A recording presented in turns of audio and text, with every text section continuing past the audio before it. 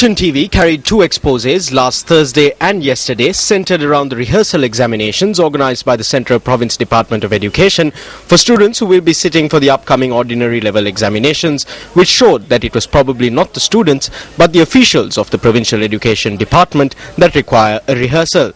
If the Central Province Department of Education had acted with some responsibility following the exposé carried on Action TV last Thursday, then the flaw which came up yesterday could have been corrected.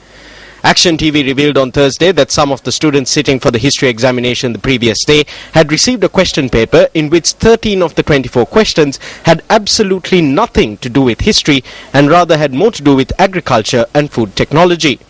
While the Provincial Department of Education denied that such a lapse had occurred, the fact that the agriculture and food technology paper handed to students yesterday contained the same 13 questions that were included in last week's history paper affirms that these questions were indeed intended for the agriculture and food technology examination.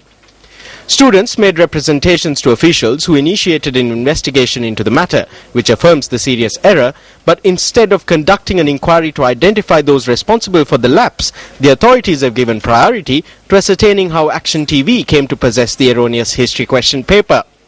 Nevertheless, it is important not only to affirm the quality of the rehearsal examination, but also to ensure the continuity of the subject itself, to identify the person or persons responsible for compiling this commerce and accounting question paper that was handed to students today.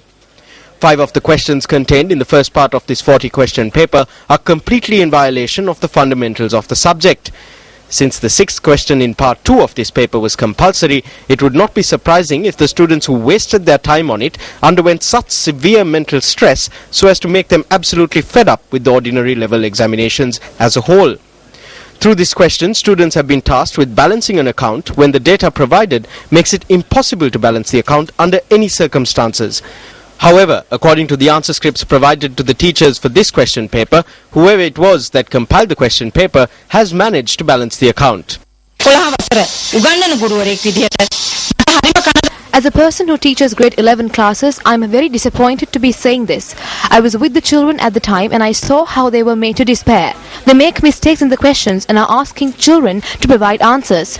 While persons who make such mistakes continue to do so, the persons subjected to punishment are the ones who expose this. However, the official or individuals responsible do not receive any punishment. I do not know whether this is politically motivated or for some other reason. I cannot grasp it. What makes this issue even more grievous is the fact that the Central Province Department of Education has had the gall to charge students money for this farcical examination.